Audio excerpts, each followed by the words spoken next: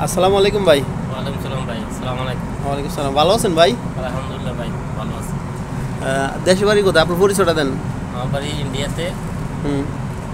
আমার নাম কাউসার, কাউসার মিয়া। তো ইন্ডিয়া কোন জায়গা আছে? আমার বাড়ি ত্রিপুরা। ত্রিপুরা? ত্রিপুরা কোন জায়গা? ত্রিপুরা নির্ভয়পুর। নিবইপুর।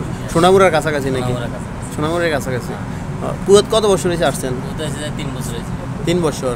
তো এই সুযোগ সুবিধাটা কেমন? সুযোগ সুবিধাটা আমরা যে যে গ্রিন ভিসা, এই ভিসাতে আসার কোনো মাইত্য হয় না, এই যে স্যালারি কম, আর আমরা কাজ শিখে আসাটাই ভালো। হুম। আর এতটা বিদেশে আইসা কোনো লাভ নেই, আর বাড়ি করে আমরা 2 লক্ষ টাকা দিয়ে কোনো বিজনেস করলে আমরা ভালো কিছু করতে পারবো। এই কুয়েতে এসে 75 টাকা বেতন চাকরি করে তো ঠিক, এটা ঠিক না। আর যদি 75 ঠিক আছে, স্যালারি ঠিক মতো দিলে আমরা কাজ করতে পারি, কোনো সমস্যা না। স্যালারি তো ঠিক মতো দেয় না, 2 মাস 3 মাস পরে দেয় একটা স্যালারি দেয়, এই সমস্যা আমাদের। 75 কেডি আপনার ডিউটি কত ঘন্টা করে? এই 8 ঘন্টা ডিউটি। 8 ঘন্টা ডিউটি।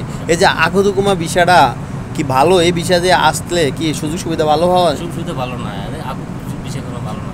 টাইপিং বিষয় কাজ শিখে আসাটাই ভালো, মানে হাতের যে কোনো কাজ। হাতের যে কোনো কাজ শিখে আসা। তার আপনাদের ইন্ডিয়া থেকে তো আসতে বেশি টাকা লাগে না? কিরকম খরচ হয়? 1,30,40 এরকম খরচ হয়। তা আপনাদের তো সুযোগ সুবিধা ভালো, কারণ আপনারা যদি আসলেন, যদি ভালো না হয় চলেও যেতে পারেন, ঠিক না? তা আমাদের বাংলাদেশে তো আবার এরকম সুযোগ সুবিধা নেই। 8 লাখ টাকা দিয়ে আসার পরে তারা মজবুরি মতন থাকে, 8 ঘন্টা ডিউটি, 75 টাকা দেয়, এর মধ্যে খানা, কোনো হেয়ার তো ভাই কোনো লাইফ নেই, লাইফ শেষ, লাইফ শেষ। তারা যদি বাইরে থাকে, যদি ওই এত টাকা দিয়ে কোনোটা বিজনেস করে, তা বহুত কিছু করতে পারে। আপনারা যে 8 ঘন্টা ডিউটি করার পাশাপাশি পার্ট টাইম করার কোনো ব্যবস্থা আছে? না, পার্ট টাইম তো সবসময় সুযোগ হয় না। ওই কিছু কোম্পানি আছে, যদি জানি না যায় তো পার্ট টাইম করে, তো হ্যাঁ ডিউটির থেকে উঠাইও অন্য জায়গায় ডিউটি দিয়ে দিব, যেহেতু পার্ট টাইম না করতে পারে। এখন যেহেতু 75 কেডি দিয়ে তো একটা মানুষের কিছু হয় না, অবশ্যই পার্ট টাইম অবশ্যই জরুরি। কিছু হয় না, আমার পাসপোর্ট তো আমাদের কাছে নাই, কোম্পানির কাছে, কোম্পানির কাছে আমরা কিছু করতে পারবো না। এখন যদি বলে হাউল যাবো, কোম্পানি থেকে গিয়ে আর জায়গায় যাবো, তখন আমার হবে না, কারণ 800-900 টাকা কেটে দিতে হবে। মানে 3 বছর কন্ট্রাক্ট আপনার, ওই কন্ট্রাক্ট শেষ হলে এরপর আপনার হাউল দিব, এর আগে হাউল নেই? না না, এর আগে হাউল মানে আকুদুকুমা এই সমস্যাটা। আর কুয়েতে মনে করেন যে অন্য কোনো বিষয় সুযোগ সুবিধা কেমন? কোনো ভিসা, আহালি ভিসা আছে, যেমন টাইপিং ভিসা, যেমন কোম্পানি প্রাইভেট ভিসা, এইসবগুলো কোম্পানিতে আসে। খাদিম ভিসা ততটা ভালো না, যদি ওই নসিব ভালো হয়, মালিক ভালো হলে ভালো, ভালো না হলে তো নসিব খারাপ হলে খারাপ।